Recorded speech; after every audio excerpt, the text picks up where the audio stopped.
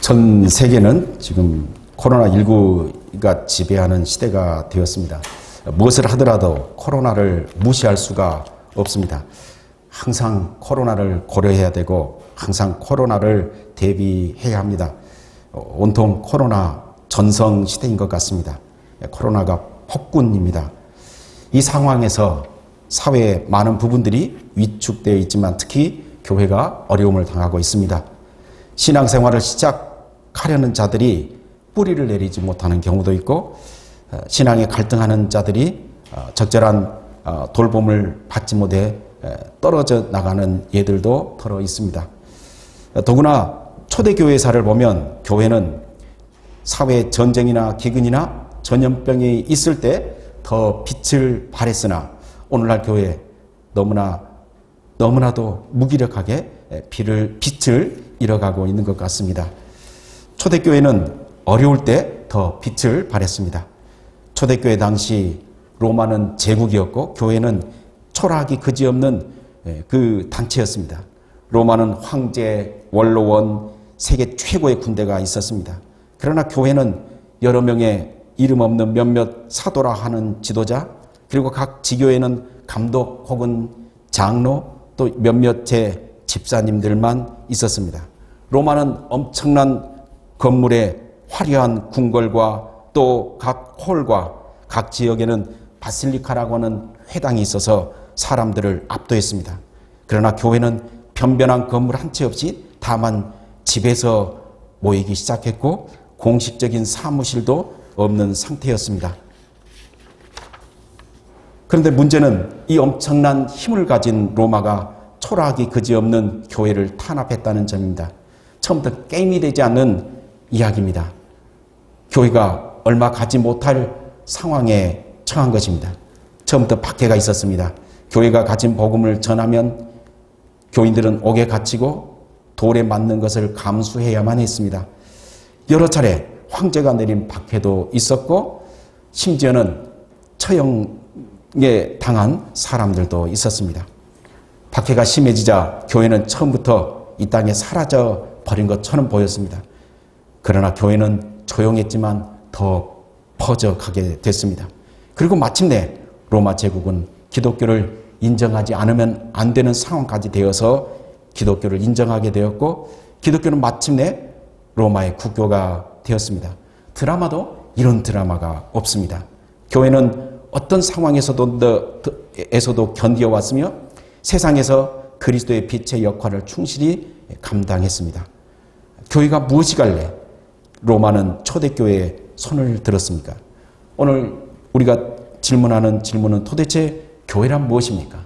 왜 초대교회는 힘이 있었는데 우리가 지금 탄식하는 상황에 처해 있느냐 하는 질문입니다. 교회란 도대체 무엇입니까? 교회는 조직이 아닙니다. 물론 교회는 조직이 필요하지만 조직은 전부가 아니라는 겁니다. 로마를 이긴 교회는 교회의 조직을 버리고 세상의 조직을 따라갔습니다. 로마의 정치 체계를 교회 체계로 바꿨습니다. 로마의 황제는 교회의 교황으로 되고 로마의 원로원은 교회의 추기경으로 바뀌어서 원로원에서 황제를 선출하는 것처럼 추기경회에서 교황을 선출했습니다. 제국의 총독은 교회의 추기경으로 바뀌게 되었고 각 도의 총독은 교회의 대주교로 자리를 잡았고 각 지방의 총독은 교회의 주교로 되었고 백성들은 교회의 그 평신도로 불리게 되었습니다. 조직이 촘촘하게 잘 짜여져 있습니다. 이렇게 조직이 촘촘하면 잘 될 것 같지만 꼭 그렇지는 않습니다. 로마가 세계를 제패했으니까 로마의 조직이 최고인 것처럼 보이지만 제국의 크기를 본다면 로마보다 더 넓은 제국을 통치한 나라가 있었습니다. 바로 몽골의 칭기즈칸이고 몽골 제국입니다. 칭기즈칸은 로마가 정복한 땅보다 훨씬 더 넓은 땅을 일구었고 또 알렉산더 대왕이 정복했던 땅보다 훨씬 더 넓은 땅을 얻었습니다. 그러나 칭기즈칸의 조직은 매우 단순했습니다.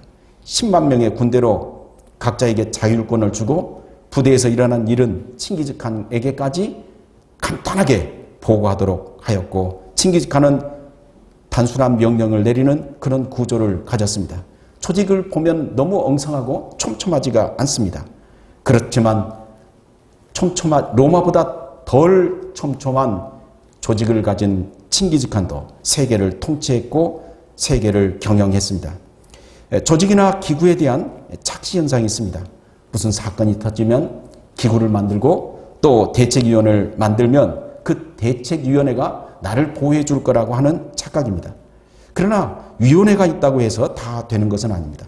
너무 조직에 의존하는 것은 좋은 일이 아닙니다. 특히 교회에서 조직이 너무 힘을 가지면 교회는 경직되게 되고 교회의 원래 모습을 잃을 수가 있습니다. 초대교회는 조직이 너무 단순했습니다. 장로 혹은 감독 그리고 집사님들입니다. 바울은 각 교회에 장로와 집사를 세우려고 했지만 그 조직을 촘촘하게 구성하려고 하지는 않았습니다. 장로들을 통하여 교인들을 돌보게 하고 집사들을 통하여 구제하는 일을 하게 했습니다. 그것이 전부였습니다. 현대는 조직을 촘촘하게 하려고 하지 말고 집사의 직분을 귀하게 여기고 그 고유한 직무를 세우는 일을 해야 할 것입니다. 성경에 나와 있는 그 고유한 직분들을 다시 한번 살펴보고 그 직분이 회복되도록 교회의 직분은 그렇게 나가야 할 것입니다. 심지어 개신교가 카톨릭의 조직을 따라가려고 하는 것은 매우 우려스러운 일이라고 할 것입니다. 교회는 무엇입니까? 교회는 건물이 아닙니다. 물론 교회는 건물도 필요하지만 건물이 교회의 전부는 아니라는 겁니다. 예배당 혹은 교회당을 귀하게 여긴 나머지 성전이라고 하면서 교회당이 예루살렘 성전과 같은 착각을 하게 되었습니다. 예배당이 성전으로 됐습니다. 그러나 건물로서 성전은 이 세상에 현재는 없습니다. 전에 있었지만 그것도 딱 하나 있었습니다. 구약시대에는 성전이 하나 있습니다. 예루살렘의 성전. 솔로몬이 건축했고 수룹바벨이 재건했고 헤롯 대왕이 보수했던 바로 그 성전입니다. 성전은 역사상 하나밖에 없는데 요즘에 여기도 성전 저기도 성전이라고 하니까 의아해할 뿐입니다. 예루살렘에 성령이 임하셨습니다. 그러나 그 성령은 예루살렘의 화려한 성전에 임하지 아니하시고 성도들이 모여서 기도하는 가정집에 임하셨습니다. 주의 이름으로 모인 그들에게 임하셨고 그 모인 성도들을 성전이라고 하셨습니다. 그리고 성전인 그들에게 성령이 임하셔서 그들이 성전임을 인쳐 주셨습니다. 성경은 성도들을 성전이라고 이야기를 하고 있습니다.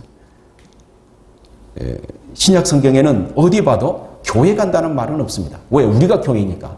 신약 성경에는 사람들이 모이면 그들이 교회니까 교회로 모이는 것이지 교회에서 모이는 것은 신약 성경의 그 가르침과는 매우 동떨어진 표현입니다.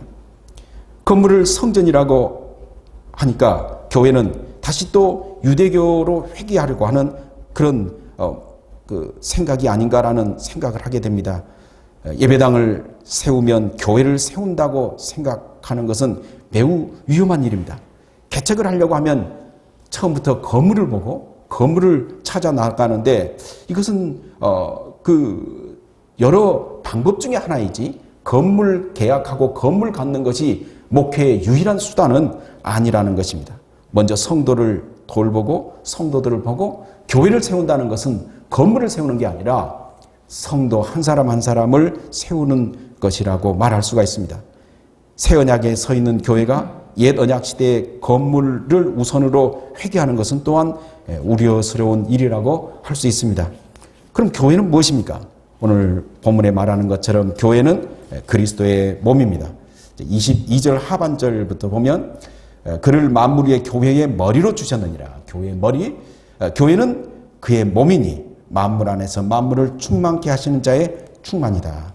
자, 교회는 바로 그리스도의 몸입니다. 그리스도의 몸이라고 할 때는 이제 두 가지 의미를 가지고 있습니다. 하나는 하나님과 교제할 수 있다. 또 하나는 성도들의 교제가 필요하다. 이 두 가지를 함의하고 있는 말입니다. 먼저 이제 하나님과 교제입니다. 바울은 교회는 그리스도의 몸이라고 말하면서 이것이 무엇인지 설명해 줍니다. 자, 그리스도의 몸이라는 말은 만물 안에서 만물을 충만케 하시는 자의 충만이다라고 표현하고 있습니다. 그러니까 그리스도를 바꿔 말하면 만물 안에서 만물을 충만케 하시는 자, 이게 바로 그리스도에 대한 표현입니다. 그리스도가 교회에 대해서 어떤 일을 하실지를 보여주는 말입니다. 그러니까 만물을 충만케 하시는 자, 이건 이제 현재 분사인데 플레로라는 이제 동사입니다. 이 현재 분사는 이제 중간태하고 수동태가 형태가 같습니다. 그러니까 이것을 중간태로 보면 만물을 충만케 하시는 자라고 할 수 있지만, 이걸 수동태로 간주하고 해석한다면 충만케 되신 자라고 말할 수가 있습니다. 그러면 문법적으로 두 가지 경우 가능성이 나오면은 문맥에서 그걸 결정해야 됩니다. 21장 20절부터 22절까지는 그리스도는 수동적으로 나옵니다. 계속 그리스도는 그 죽은 자들 가운데서 다시 살아나셨고, 하나님께서 살게 하셨고, 하나님께서 그리스도를 자기 오른편에 앉히셨고, 또 만물을 그 발 아래 복종하게 하셨고, 또 교회의 머리로 주셨습니다. 그리스도는 수동적인 일로 계속해서 표현되고 있습니다. 그러니까 여기서는 그리스도는 충만케 되신 자라고 말할 수가 있습니다. 이렇게 하나님에 의해서 충만케 되신, 하나님께 의해서 충만케 되신 바로 그분이 충만케 하실 것, 바로 말하면 그리스도의 충만이 바로 교회인데, 그리스도의 충만은 다시 이제 소유격의 구문을 문장으로 바꾸면 그리스도께서 충만하게 하시는 것이 바로 교회라는 겁니다. 그리스도께서 온전하게 하시는 것이 바로 교회라는 겁니다. 하나님께서 그리스도를 온전하게 하셨습니다. 이것은 도덕적으로 흠이 있다는 말이 아니라 직무적인 면에서 온전하게 하셨다는 말입니다. 히브리서에 그리스도의 온전함이란 말은 매우 많이 나오는 단어입니다. 그리스도를 온전하게 하셔서 이제는 하나님 우편에 앉게 하시고 만물을 다스리게 하는 그런 위치로 세우셨습니다. 그러면 이 온전하게 되신 그리스도께서 교회를 온전하게 하는 것은 무엇입니까? 여기 이제 우리 뒤에 나오는 말에는 그리스도께서 우리를 온전하게 하는 모습들을 보여주는데, 우리를 함께 일으키시사 함께 하늘에 앉게 하셨다는 겁니다. 그리스도 안에서 우리를 하늘에 앉게 하셨다는 것입니다. 하늘에 앉게 하셨다. 이 하늘 올라가기도 힘든데 너무나 상상도 못할 단어인데 가늠이 안 되니까 아예 그 생각도 못할 그런 단어일 겁니다. 자, 하늘에 앉게 되었다는데 왜 우리가 땅에 있지? 이런 공간적인 차원의 문제라기보다도 이것은 성전의 용어로 해석하면 더 이해가 됩니다. 성전에서 하나님께 나아가려면 하나님께 제사를 드렸습니다. 짐승의 피를 가지고 하나님께 나갑니다. 이스라엘은 성소에 나갈 수 있었지만 지성소까지는 가지 못했습니다. 예수께서 십자가에 달려 죽으시자 성전의 성소와 지성소를 구분하는 휘장이 위에서 아래까지 찢어져 둘이 되었습니다. 그동안 출입 제한구역, 출입 통제구역이었던 지성소로 가는 산길이 열리게 된 것입니다.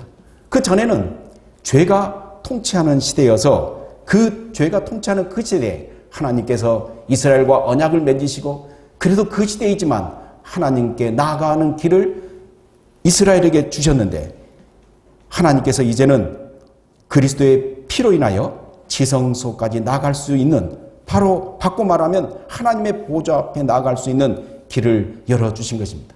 지성소에 못 나간다, 지성소에 가면은 죽음을 당할 수 있다, 이건 하나님과 우리 사이에 아직 저주가 남아있다는 거고, 아직 죄의 문제가 온전하게 해결되지 않았다는 이야기입니다. 하나님과 우리 사이에 간격이 있다는 말이고, 하나님과 우리 사이에 장애물이 있다는 것입니다. 이 장에 보면은 본질상 진노의 대상이었다라는 말이 나오고 있습니다.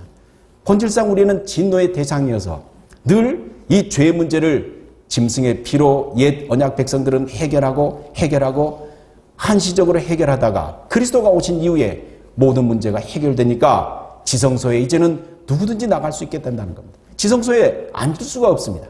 이 지성소와 같은 하늘에 이제는 우리가 앉게 되었고, 거기에 하나님 앞에 우리가 있게 됐다는 말을 하고 있습니다.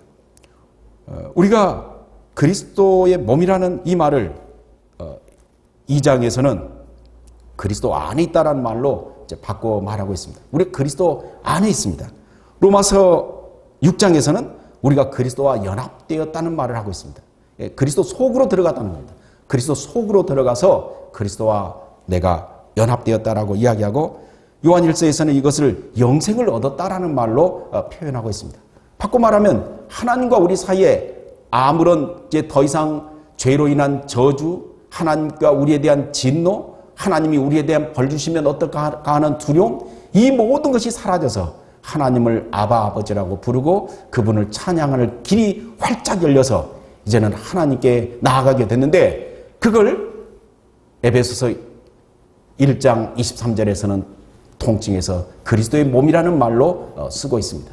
그리고 그 온전하신 그리스도께서 우리를 온전하게 하시고 하늘에 앉은 그분 그리스도께서 그리스도를 통하여 우리는 이제 하늘에 앉게 되었다는 말을 하고 있습니다. 그리스도 안에 있다라는 것은 우리의 머리이신 그리스도께서 하나님의 보좌 우편에 앉으셨으니까 우리도 하늘에서 하나님 보좌 앞에 앉게 되었다는 말을 하고 있습니다. 이걸 달리 말하면 내가 그리스도의 몸이니까, 그리스도가 내 머리시니까, 그리스도가 하늘에 가셨으면, 머리가 하늘에 들어가셨으면 머리만 들어가는 경우는 없습니다. 머리가 들어가면 몸도 들어가는 겁니다. 머리이신 그리스도께서 하나님 보좌 우편에 앉으셨으니 우리도 똑같이 하늘에 들어갔음을, 하늘에 이제 앉게 되었음을 이야기를 하는 것이고, 우리가 그리스도의 몸이 되었다는 말은 바꿔 말하면 그리스도 안에서 하나님 앞에 있는 존재로 세워졌다는 말은, 바꿔 말하면 이제 내가 그리스도의 몸이니까 내가 그리스도를 통하여 내가 있는 이곳이 바로 하나님의 보좌 앞이라는 말로 우리가 받아들일 수가 있습니다. 그 유명한 하나님 앞에서라는 말을 우리가 생각해 볼 수가 있습니다. 그리스도 안에 있는 사람은 하나님 앞에 서게 되고, 하나님 앞에 조그만한 주저함이나 조그만한 두려움이나 조그만한 멈춤이 없이 당당하게 이제 예수님의 피 때문에 하나님과 깊은 교제를 하게 되었다는 이야기입니다. 교회가 바로 이것이고, 이런 교회와 같은 이런 단체는 이 세상에 아무것도 없습니다. 교회가 줄 수 있는 것은 바로 이러한 영광스러운 영생이자 하나님과 함께하는 교제이자 하나님으로부터 공급받는 힘이자 이 모든 것을 누릴 수 있는 것이 바로 교회라고 말할 수가 있습니다. 그리스도 안에 있는 초대교회 성도들은 로마 황제의 부름이나 초청보다는 하나님의 부름이나 초청을 귀하게 여겼습니다. 로마 황제가 주는 월계수의 면류관보다는 하나님이 주시는 그 면류관을 더 귀하게 여겼습니다. 초대교회는 자신을 최고의 초청과 영광을 얻은 자들로 바로 여겼습니다. 그래서 그들은 이 세상에서 그리스도를 위한다면 가난하게 살 작정을 했고, 그리스도를 위한다면 위험하게 살 작정을 했으며, 그리스도를 위한다면 불명예를 받을 작정을 했습니다.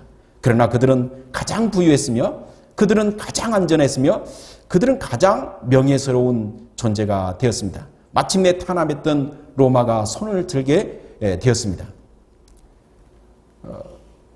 바로 그리스도가 지금 통치하고 우리도 바로 하나님 앞에 있는 존재가 바로 이게 실제이고 이게 분명한 진리인데, 이런 신앙이 사라져가는 것처럼 보이는 것은 메시아의 통치, 바로 하나님의 보좌가 하늘이 현저하게 보이지 않기 때문입니다. 예수님의 초림부터 재림까지는 바로 이 시대와 저 시대가 겹치는 시대여서 그 메시아의 보좌가 우리 눈앞에 선명하게 보이지가 않습니다. 오직 이것을 믿는 자, 이것을 알고 따르고 순종하는 자들에게만 이것이 진리여서 사람들이 이것에 가지 않을 뿐입니다.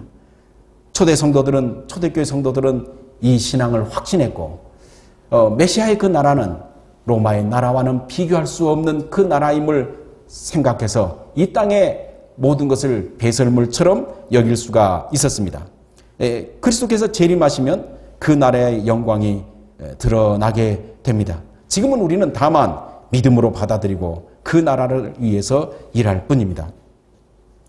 그리스도 안에 있는 신앙을 이 땅에서 누리며 사는 것이 우리의 신앙이고 우리 구원의 실제인 것입니다. 그리스도 안에 살면서 그리스도 안에 있는 존재임을 확인하며 이 땅에서 구원을 누리는 자가 바로 구원을 누리는 것입니다.